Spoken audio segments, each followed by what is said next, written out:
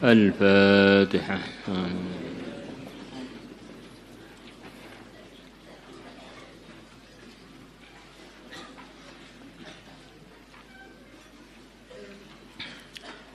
بسم الله الرحمن الرحيم. ثواب من شاب شيبة في الإسلام. Pahalanya orang yang beruban dengan satu helai uban di dalam Islam. Ya Allah telah berfirman, Inna dina indallahil Islam. Sesungguhnya aturan. Din itu agama ya aturan. Aturan yang diridhoi oleh Allah hanyalah Islam.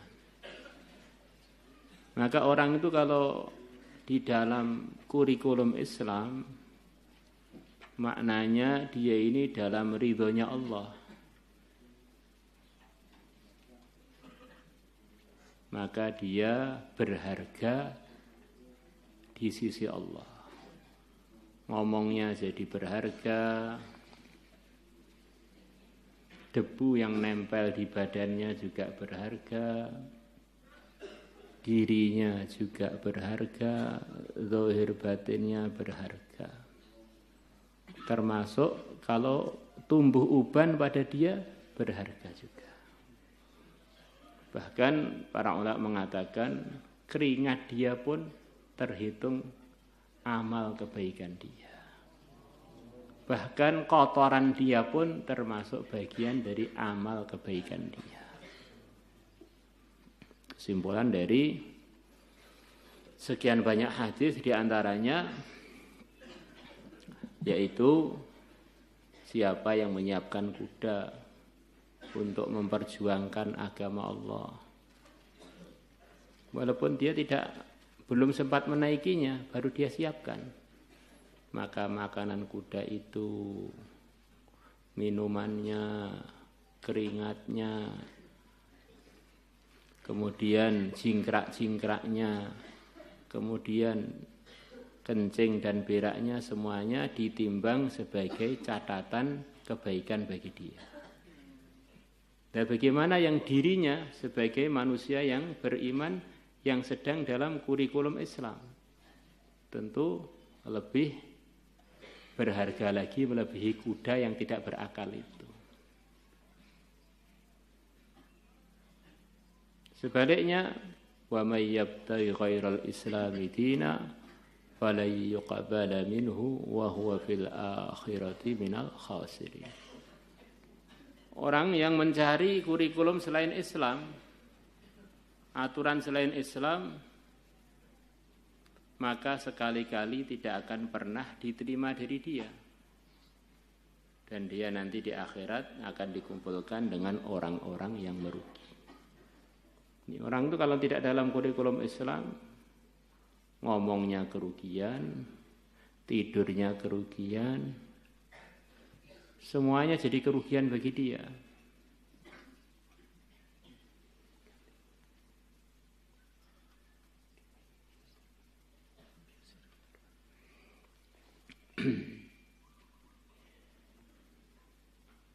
Maka kita lihat diri kita, kalau kita ini sesuai kurikulum Islam, ya berharga.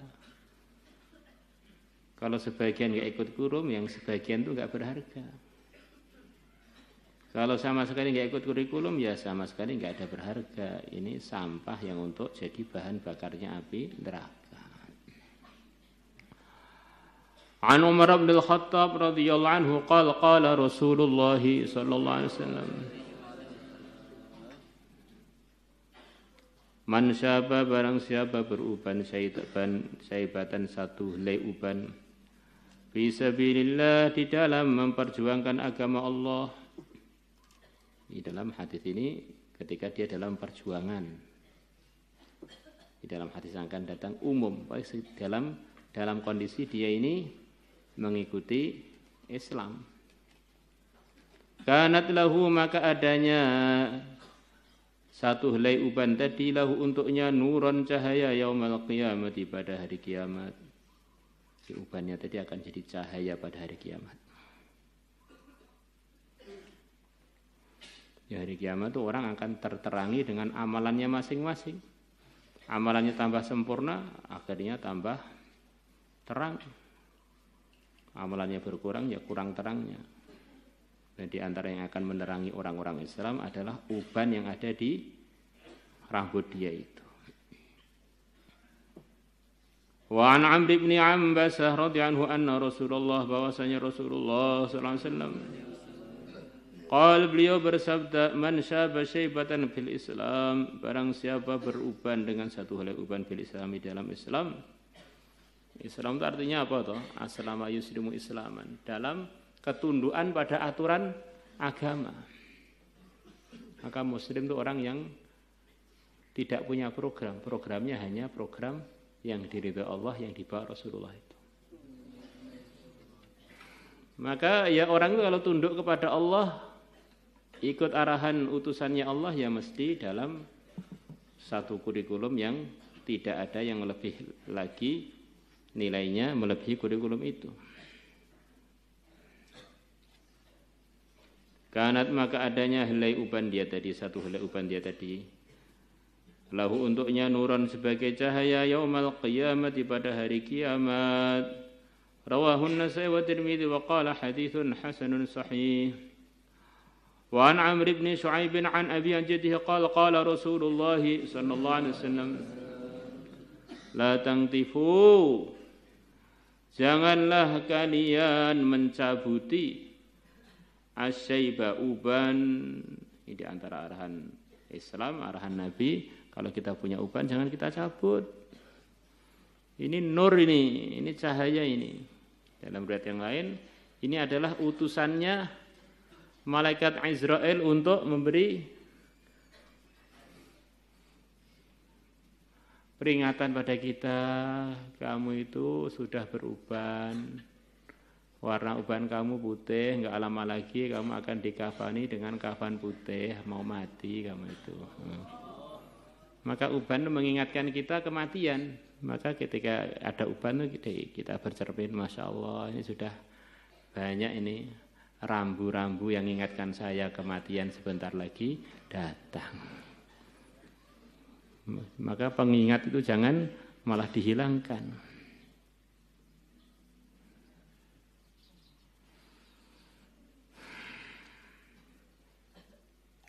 Fa innahu, maka sesungguhnya ma min muslimin, tidak ada seorang muslim pun yasibu syaibatan fil Islam, yang dia beruban dengan satu helai uban di dalam Islam, illa kanat, mesti adanya uban dia tadi, lahu untuknya nuran sebagai cahaya yaumal qiyamah, pada hari kiamat. Wa fi riwayat, dalam satu riwayat, man syaba syaibatan fil Islam, barang siapa beruban satu helai uban fil Islami di dalam Islam, kutiba maka akan ditulis lahu untuknya biha dengan sebab satu helai uban itu hasanatun, satu kebaikan. Masya Allah, ubannya tambah banyak kebaikannya. Masya Allah.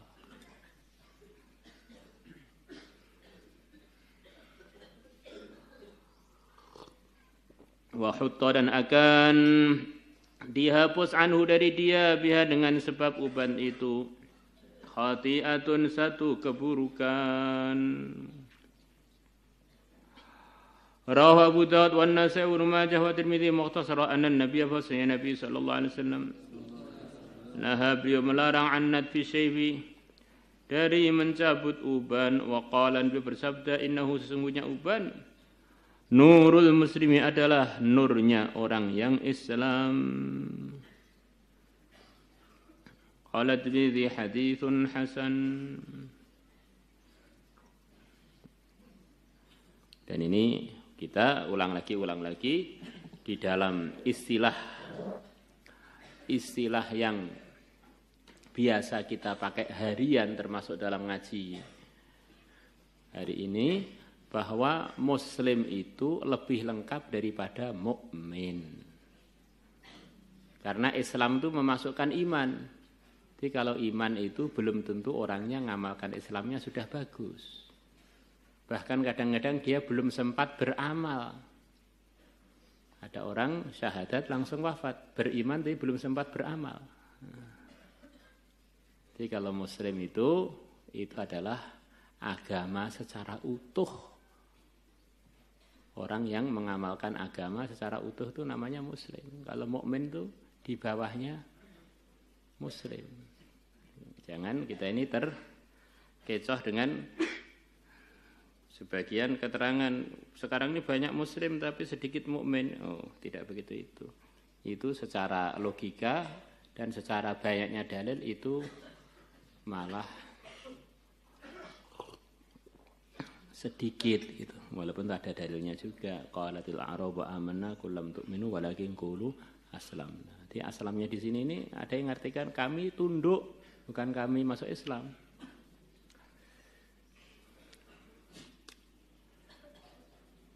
Maka kita hari-hari bilang rukun Islam ada 5. Pertama iman, sholat, zakat, zakat, puasa, haji. Maka kalau Islam itu memasukkan iman. Tetapi kalau iman disuruh menyempurnakan Islam. Ya ayyuhalladzina amanu dkhulu bis-silmi kafah. Jadi malah justru begitu itu. Maka di sini innahu nurul muslim, bukan nurul mukmin, nurul muslim.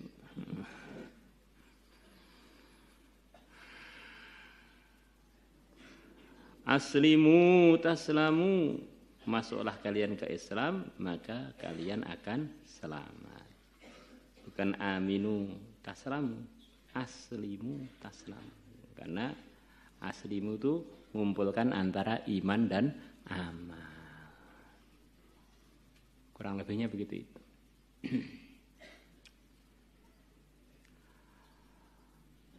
Man syaba syaibatan. Saya mana ini? Benar ya? Wa an Abi Hurairah. Wa an Abi Hurairah radhiyallahu anhu anna an-nabiy bahwasanya Nabi sallallahu alaihi wasallam beliau bersabda la tangtifu asyaiba, janganlah kalian mencabut asyaiba uban. Fa innahu maka sungguhnya uban nurun adalah cahaya yaumal qiyamati pada hari kiamat. Man syaba syaibatan, barang siapa beruban satu helai uban, tentu saja di dalam kondisi Islam. Kataballahu lahu biha hasanatan, maka Allah akan menulis untuknya biha dengan sebab satu helai uban itu hasanatan, satu kebaikan, wa hataran, Allah akan menggugurkan darinya biha dengan satu helai uban itu khatiatan, satu helai keburukan, satu keburukan.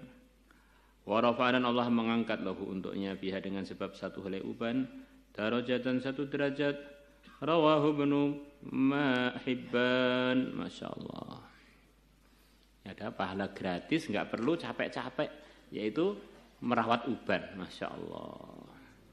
Kalau ini pun kita nggak dapat, ya Masya Allah. Sudah dapat pahala gratis, malah ubannya dicabuti. Seperti pahala gratis bagi laki-laki pelihara jenggot, Masya Allah. 24 jam nggak perlu wiritan, nggak perlu maca tasbih, tahmid. Andaikan nggak baca itu pun dia 24 jam, karena dia merawat jenggotnya tadi 24 jam, waktu tidur, bahkan waktu ke WC pun dia dapat pahala. Nah, diberi pahala gratis apalah dicukur, jangan Masya Allah. Pintere pol. Sampai meninggalkan kepintarannya saking polnya.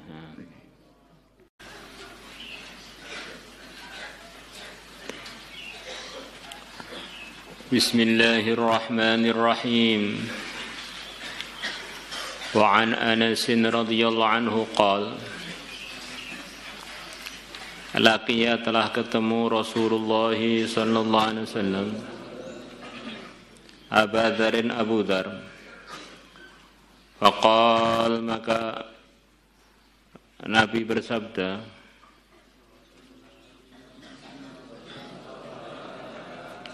ya Abu Dzarin, wahai Abu Dzar, ala adulluka, maukah aku tunjukkan kamu,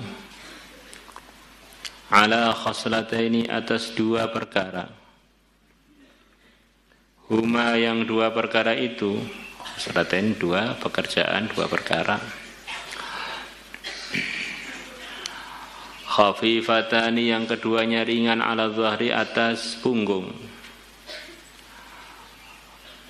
Ngerjakannya itu tidak berat, wa athqalu fil mizani min ghairihima, dan lebih berat di dalam timbangan amal melebihi selain dari keduanya. Banyak amalan itu ringan, pahalanya besar, tetapi jarang orang yang mengerjakan. Termasuk dua perkara yang akan disebutkan ini. Bukan karena beratnya, karena setan menggoda kita biar nggak ngerjakannya. Orang itu nyangkul di sawah kan berat, sampai keringetan, sampai Masya Allah. Itu pun gajinya tidak banyak. Baca subhanallah sekali, keuntungannya melebihi kerajaannya Nabi Sulaiman, melebihi dunia dengan segala isinya. Dia orang mengulang subhanallah lebih dari 1 kali, bahkan mengucap 1 kali aja berat. Berat bukan sebetulnya berat dikerjakan, berat di nafsunya itu. Keinginannya tergoda oleh syaitan atau oleh nafsunya supaya enggak ngerjakan perkara yang menguntungkan tadi. Bala iya ya Rasulullah wa ya Rasulullah sallallahu alaihi wasallam. Qala Nabi bersabda, alaika, peganglah olehmu, selalulah kerjakan olehmu, bi husnil khuluqi, dengan bagusnya perilaku, bagusnya budi pekerti. Bagusnya budi pekerti itu enggak perlu biaya. Bagusnya budi pekerti itu enggak perlu kekuasaan. Bagusnya budi pekerti itu enggak perlu ngangkat beban. Itu tinggal tubuh kita gerakkan untuk berperilaku bagus. Sama sekali enggak ada beratnya aslinya. Tidak menambah lapar, tidak mengurangi kekenyangan.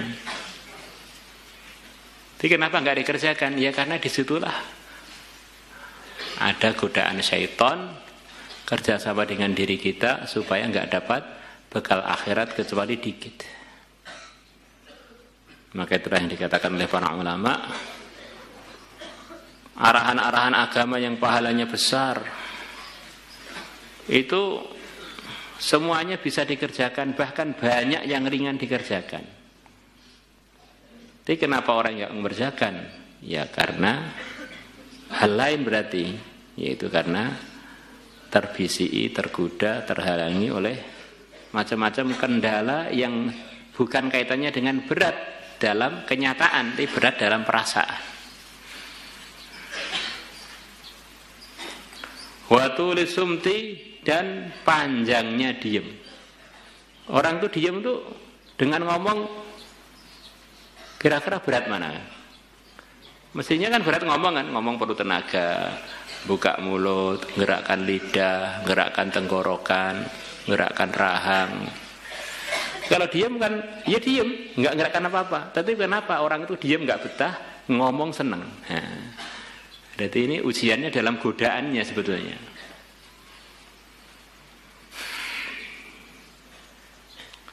Fawalladzi nafsi biyadihi, maka demi zat yang diriku ada dalam kekuasaannya. Ma'amilal khalaiqu bimithliha, para makhluk tidak mengerjakan amal seperti dua perkara tadi, bagusnya perilaku dan panjangnya diam. Orang tuh di toko kopi kan capek, ngobrol sana sini,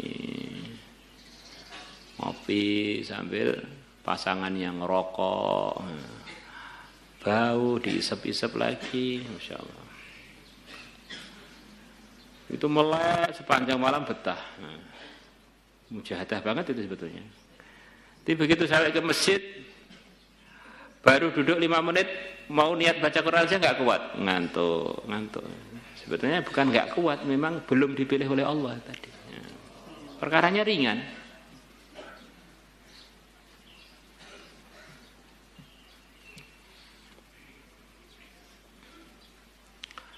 Wa kharaja Abu Syekh bi isnadihi an Abi Darda radhiyallahu anhu. Qala Rasulullah sallallahu alaihi wasallam, ya Abu Darda wa ya Abu Darda, ala unabbuka bi amrayn Maukah aku tunjukkan engkau dua perkara? Khafifun mu'natuhuma. Khafifun mu'natuhuma, yang ringan bebannya atau ringan biayanya. Mu'nah di antara artinya adalah biaya. Biayanya ringan. Andaikan perlu biaya, maka biaya di sini bisa diartikan ringan untuk ngerjakannya. Azimun ajruhuma, besar pahalanya keduanya. Lam talqallah azza wa jalla bithnihima, kamu tidak akan ketemu dengan Allah dengan seperti dua amalan tersebut.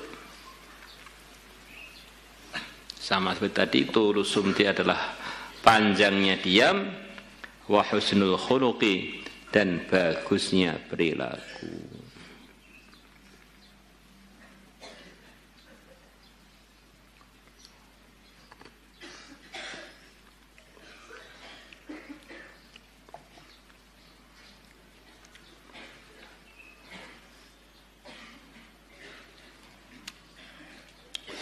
Wa 'an al-Bara' bin 'Azib radhiyallahu anhu qala telah datang A'rabiyun, seorang A'rabi, orang desa, ila Rasulillah sallallahu alaihi wasallam.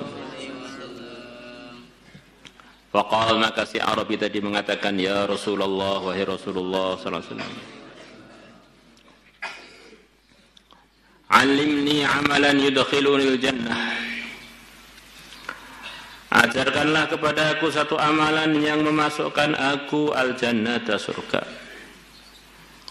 Qala, Nabi bersabda, in kunta aqsartal khutbata, kalau adanya kamu telah meringkas al-khutbata, percakapan kamu.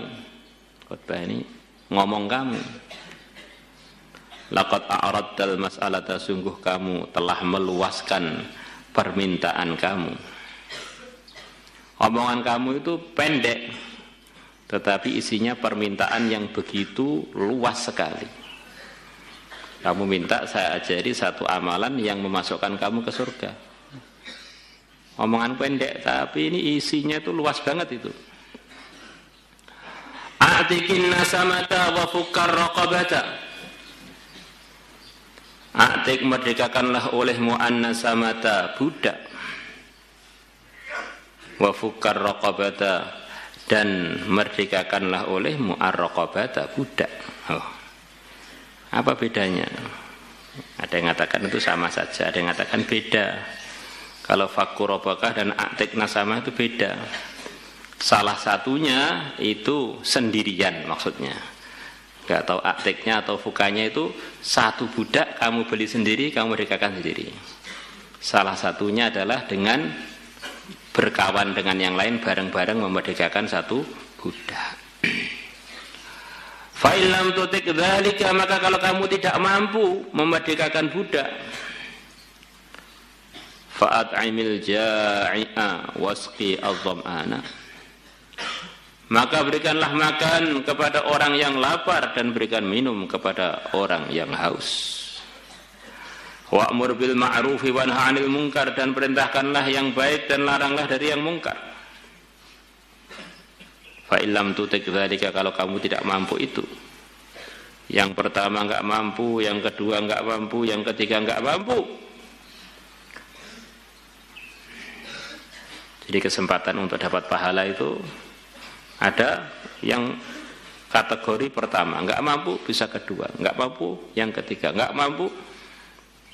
Jangan sampai kita ini menjadi orang yang tidak punya amal karena kebanyakan alasan.